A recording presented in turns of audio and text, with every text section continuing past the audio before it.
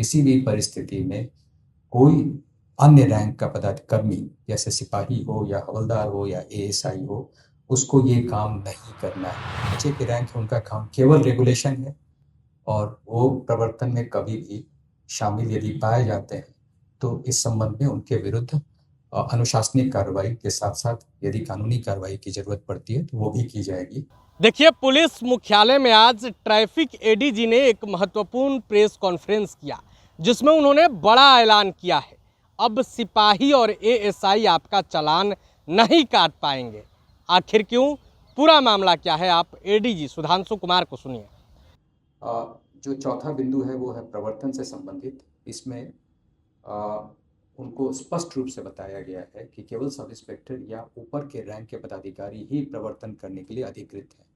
इसलिए किसी भी परिस्थिति में, मैं दोबारा रिपीट करता हूँ, किसी भी परिस्थिति में कोई अन्य रैंक का पदाधिकारी जैसे सिपाही हो या हवलदार हो या एएसआई हो, उसको ये काम नहीं करना है।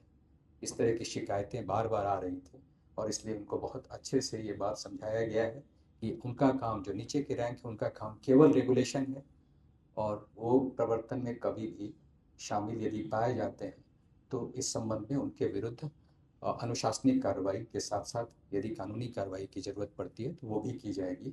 और इस दिशा में हम लोगों ने इसको बहुत कड़ाई से अनुपालन के लिए अपने यहाँ से मुख्यालय के स्तर से भी डिकोय जांच दल उसको निकालने का निर्णय लिया है ताकि इस तरह की जो शिकायत है इस पर पूर्ण विराम लग सके।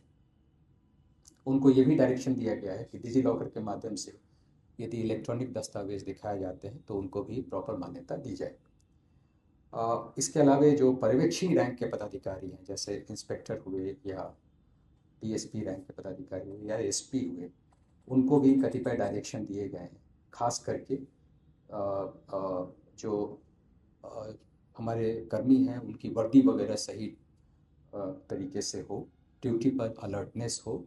आमतौर पे जो है वो एक जगह कहीं कहीं गप करते दिखाई देते हैं या मोबाइल फ़ोन का इस्तेमाल करते दिखाई देते हैं। उस पर हम लोगों ने अंकुश लगाने का, कड़ाई से अंकुश लगाने का डायरेक्शन दिया है।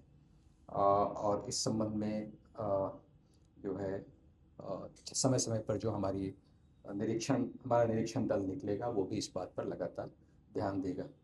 दूसरा डायरेक्शन उनको ये दिया गया है कि पीक ट्रैफिक आवर यानी सुबह का जो ऑफिस का काम समय होता है या स्कूल के छूटने का समय होता है या फिर ऑफिस से बाहर जाने का, घर जाने का जो समय होता है, उस समय में सभी पर्यवेक्षी पदाधिकारी अनिवार्य रूप से सड़क पर रहेंगे।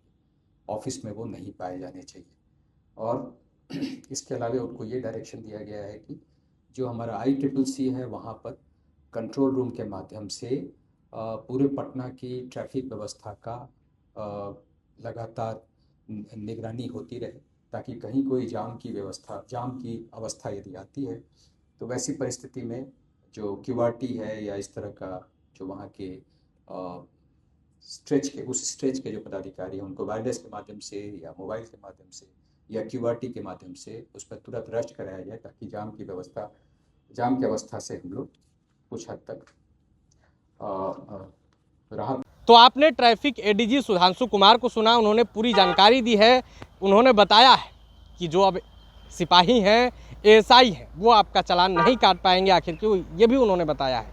तो इस फैसले पर ट्रैफिक जो यातायात विभाग है उसके इस फैसले पर आपकी क्या राय है, अपनी राय कमेंट बॉक्स में रखें। वीडियो देखने के लिए आपका धन्यवाद। प्रभातखबर.com, विश्वास वही, रफ्तार नहीं।